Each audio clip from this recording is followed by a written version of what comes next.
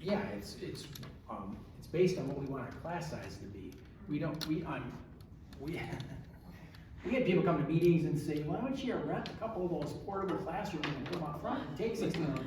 That's not really what, I mean, part of it is the quality education you want to provide, right? You want to have 23 kids in a class, not 42 kids in a class. Okay. I mean, it's not just physical space. We could, instead of 24 kids in a classroom, we could buy, in the first year there'd be some more costs, we have to buy more desks. We could buy 8 more desks and put 32 kids in every classroom.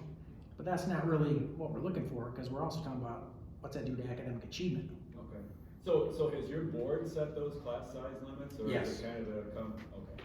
Every January, you have to set your limitations for what's gonna happen in open I enrollment. see, okay. We provide a little bit of space, about 5 spaces per grade level. So for us, almost every grade level is full, so we really can't take anything except for 4K kindergarten and sometimes first grade. We build low grade levels to 110, cap those off, and then at second grade, we go up to 120 to continue to work that space in. So what is the cap for 4-year-old kindergarten? 24? 22. 22. Usually have aides working with 4K students. Yeah. Yeah. So if we have, the capacity is 120. So if we have 115 third graders, we know the fourth grade capacity is 120. We approve 0 spaces because we reserve 5 spaces for residents who may move into the district. But we do create a waiting list. Once we have registration, no new kids have moved into the district. We'll go to the, if 2 kids came into the district, we'll call 3 of them from the waiting list and get to 120 if we can. So one of the difficult things that we experience because of the waiting list timing compared to Lincoln Academy, Yeah. they can take kids and enter kids based on what their agreement is with the state and whatever they decide. That's the end of February. We have to wait until the end of May before we can accept any students. So we're already months behind in the process there. And one of the other comparisons that I make when we talk about putting the Lincoln Academy, Beloit Turner, we lose students to Beloit also. Right. Lincoln Academy is not giving students to Yeah. Beloit Turner. It's Right. a loss for either public school district. If Lincoln Academy starts the school year with 350 kids and 15 kids leave during the school year, they don't lose any revenue for that because they don't pay anybody else revenue. They would get what they get from the state per student would be increased a little bit, but they're not paying money out as a result of that. So these revenues that are in that pie chart and how they break down in terms of equalization, you can see about half in open enrollment that really shows up as about 25%, and then the property tax levy has 10%. So then we get to what we spend that money on, and again, these are kind of the same categories that you saw in that MacGyver Institute thing, because that's how Wisconsin Uniform Financial Accounting Regulations require us to report. So it's by Woodford Code, and these are the percentages for us: instruction, business building and grounds, which again includes transportation, support services, and the special ed transfer. So that's Fund 27, and that's if you pay attention to all the state budget and what the governor proposed in terms of reimbursement. So of what we spend to educate special needs students, we only get roughly, that's $2.5 million. We get roughly $500,000 from the state to pay for that. So $2 million from regular ed has to make the special ed fund whole. We're only reimbursed 27 cents on the dollar for services we provide special needs students. That, again, I said it was about $1 million. That's what we spend on OE out. This is other administration and transportation there. And that's our total expenditures. In a pie chart, they're there. And then this, again, is something from the Taxpayers Alliance, which no longer exists. That was Todd Berry, and it's become the Wisconsin Policy Forum about. But from 2014, because it's the best thing I ever saw, it explained the difference between levy and levy rate, as well as equalized and assessed value. And that quote is simply from that handout. But we're a district that looks at what the levy is, not what the levy rate is. So I'll explain that in a second when I show you a chart. Just go on, I'll get there, I guess. So levy rate's a function of property values. So higher property values can make things confusing. I graduated from Monroe High School in 1986. If you right now Google Monroe referendum and property values, you'll find some interesting stuff. But when your municipality does a revaluation, especially, I showed you the 4 municipalities. If you have 4 municipalities and one municipality does a revaluation and the other 3 don't, I'm here to tell you, I got a fairly decent understanding of this stuff, and it's impossible to predict the levy impact of those things. So you got to make sure you communicate that without making promises that may not be true. But when property values go up, districts can spend a heck of a lot more money without raising the levy rate. And so it just talks, and this is all in that thing about tax rate itis in that handout. And as well as this, assessed value versus equalized value. And this would be on that revenue limit worksheet that I showed you, but all districts ever know is what their equalized levy rate is. And when we know that's a single levy rate, we know that levy rate is not going to be what the levy rate is in either of those 4 municipalities. Because all of that municipality, like City of Beloit, some of the City of Beloit's in our district, some of it's in the Beloit district, some of it's in the Clinton district. You go out to areas and people in the same block, that house is Clinton, that house is Turner, that house is Beloit. It's just, it doesn't make any sense. And like Turtle, obviously a big portion in Clinton, some of Beloit, some of us. So if you live in the town of Turtle, your school taxes are crazy depending on which district you're in. But the two commonly, and we only know what the equalized levy rate is, assessed and equalized value. So obviously assessed is what the municipal, you can see it on your tax bill all the time, what your assessed rate is and what the market rate is, or the equalized rate.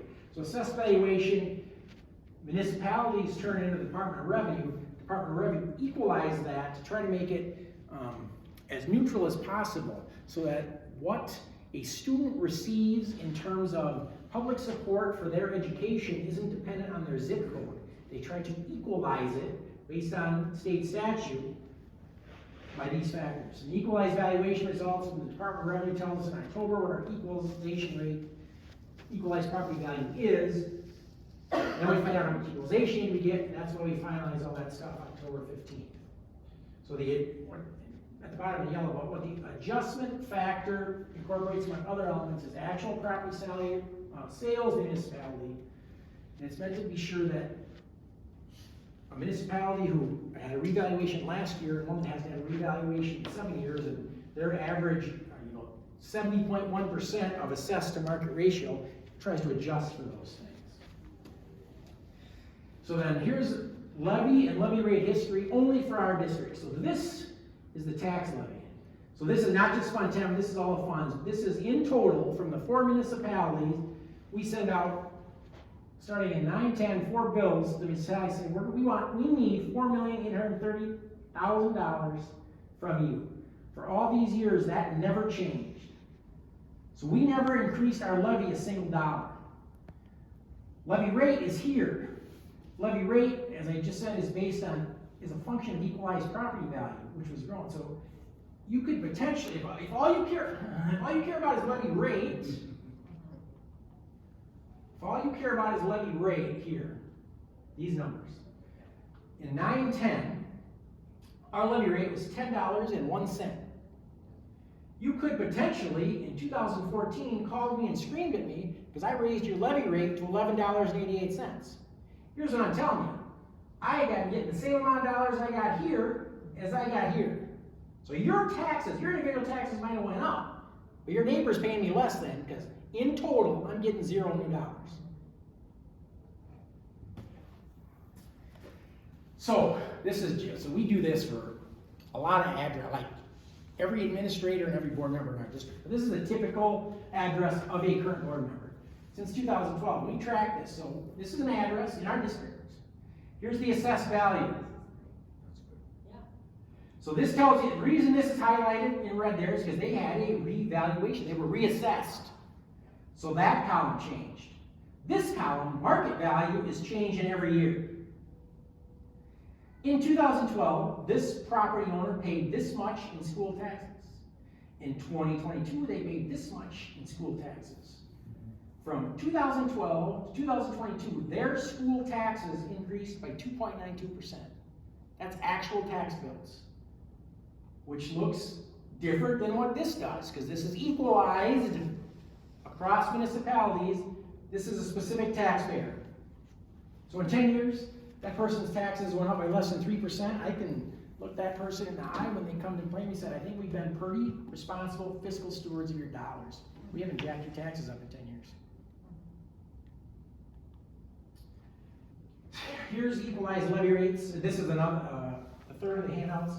It's sorted by this column, 22, 23 levy rate.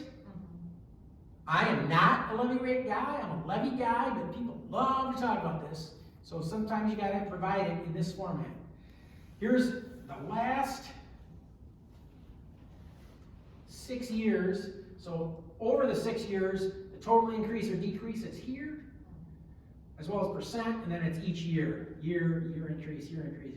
You can see that. So right now, the current year, Beloit Turner's levy rate 768. You've heard a lot of talk. Here's Beloit at 478. I really am not doing well with this thing.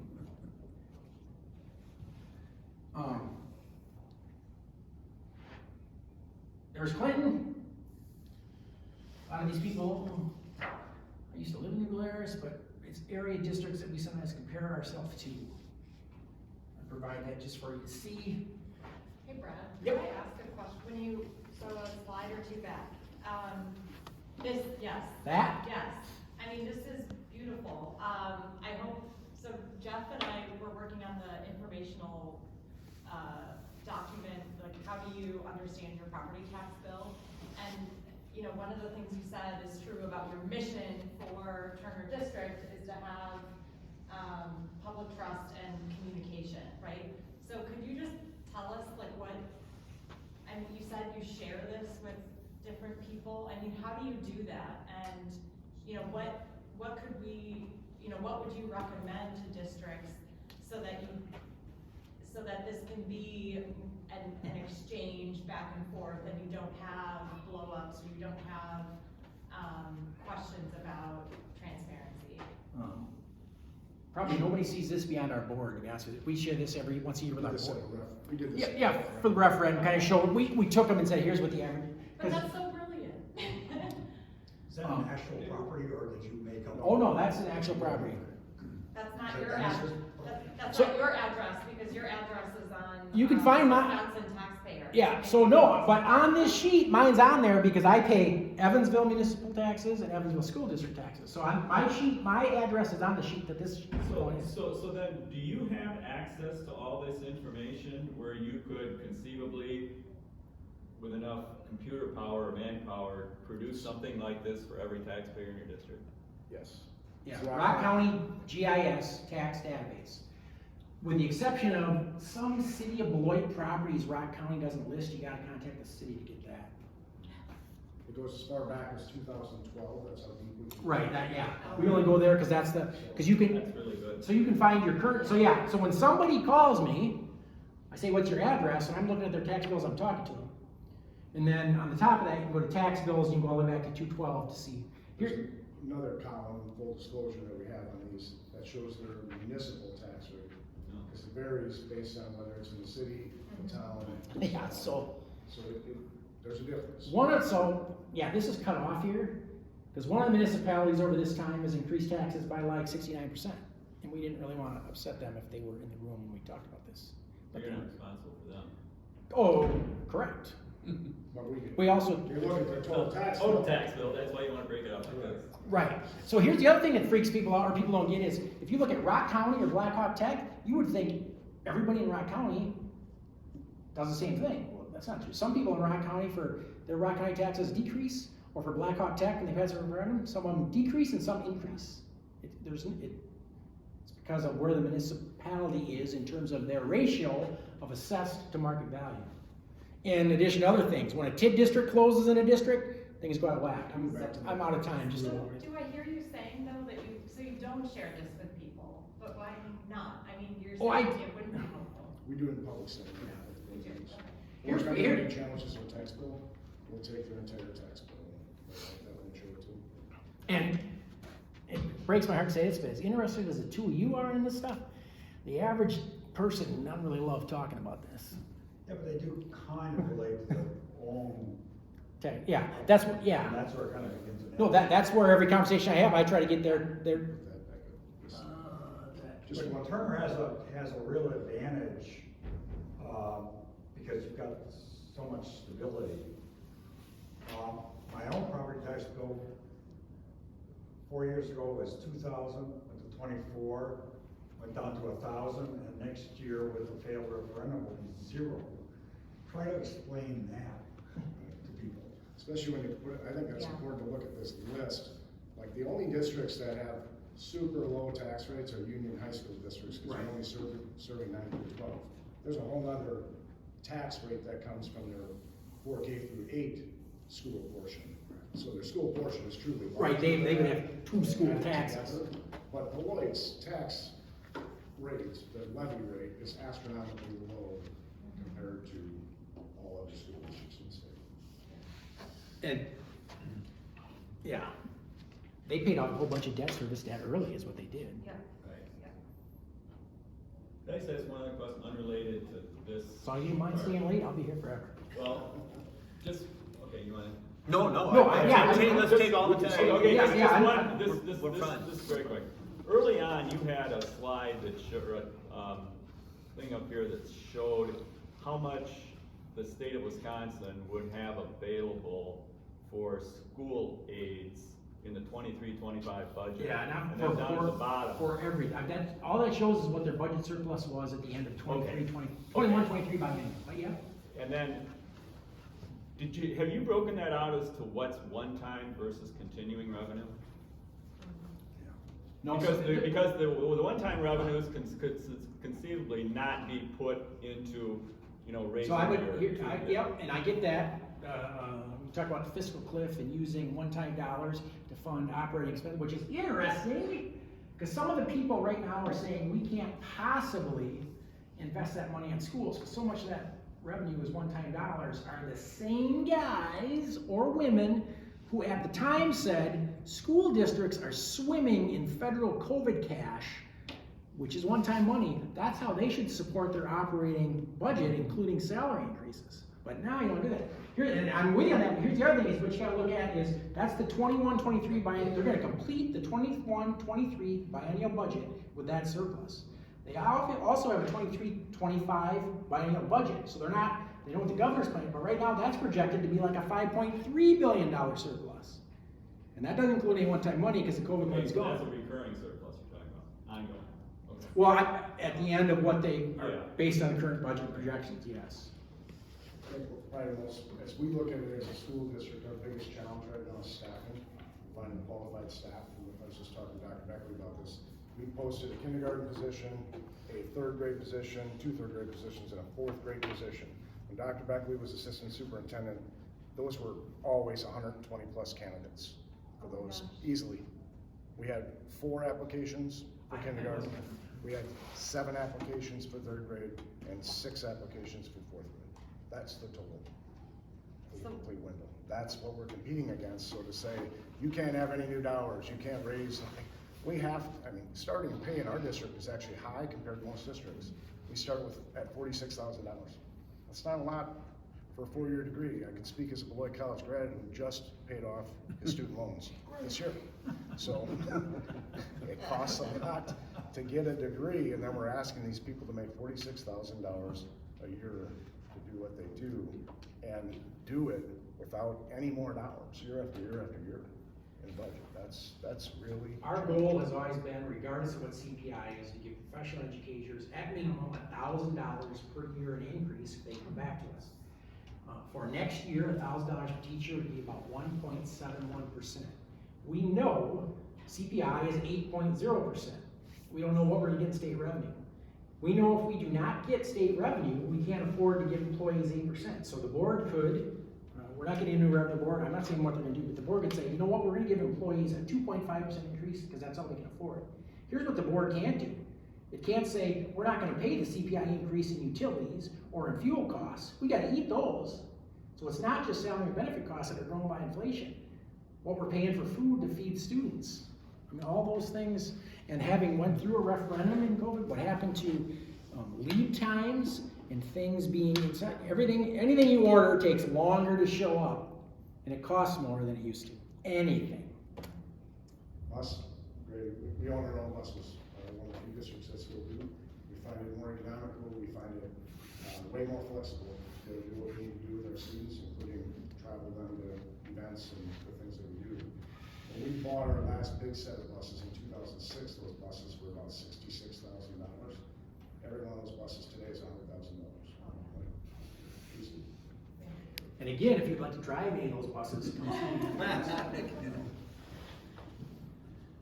Well, this has been absolutely fabulous. Thank you, Brad. I always enjoy listening to your presentations, both articulate and impassioned, and you just learn so much from it, and it keeps you totally engaged. As we bring this 5 series to a close, Laura, I'm going to ask you in just a second to say, either one of you, as we started this little journey, and now here we are at the end in terms of, like you said, being open, understanding. What has anything changed in your mind as you've gone from the first one to now? And I don't even know what that would be, but just in terms of understanding, and if all this information got out there in a way that is packaged, or just in these individual, like how that would change. But one of the things I thought really kind of epitomized what this is when Brad said, and I just kind of stole this slide from Mark Duff, and I think that kind of exchange is exactly what we're talking about, is just that listening. You listen to his presentation, and that conversation between these different entities. Yeah, so I mean, I don't think people get that we're all talking to each other behind the scenes. So, former business manager Beloit, Jamie Rath, left Beloit to go to Evansville, where I live, and is in our conference. I got to know her pretty well, and still probably text her once a week. She's now at the Lincoln Academy. Bob Chady starts tomorrow in Beloit, who I know fairly well, for Marshall. In fact, because originally he said he was done in Marshall, going to be in vacation a week, and then starting in Beloit. So I wasn't sure if he was starting Monday, but he said, yeah, his first day in Beloit will be tomorrow. Yeah, I think it's been very interesting to see the school district of Beloit and then Turner, and just appreciate that each district has its own challenges.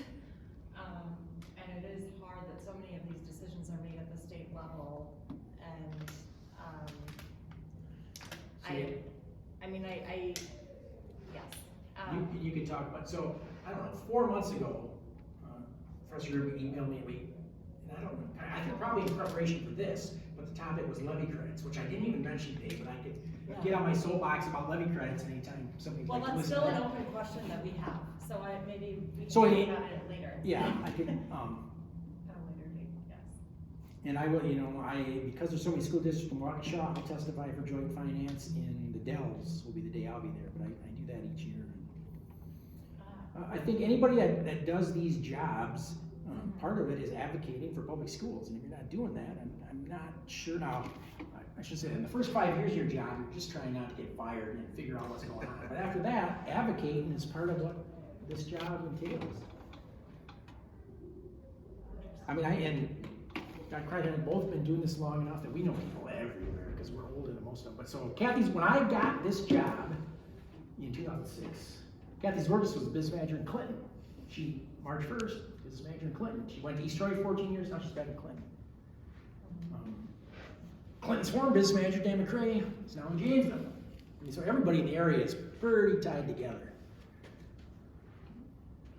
We have serious business manager discussions about once a month on Fridays at a local establishment. Anything else to close up? Yeah, no, I mean, I think, especially in regards to the presentation about school finance, you said that you share that levy sheet with the school board members. Yeah. I mean, having a educational component to people who are running for city government or these sorts of positions seems So I mean, so when we essential. do put like this presentation, I've sent to Clinton Anderson, I've sent to Mark Spreitzer, I've sent to Ian Thurmer at the chamber, I've sent to Seth Frisbee at the chamber. I mean, yeah, I'm all about just Frank McKern, because he's always asking me questions. I mean, I'm all about getting information out there. Yeah. It's not something, most people don't know anything about it. So as soon as you start talking, that's what this really did, was to make something pretty complex as simple as I could. And then it's growing beyond that, because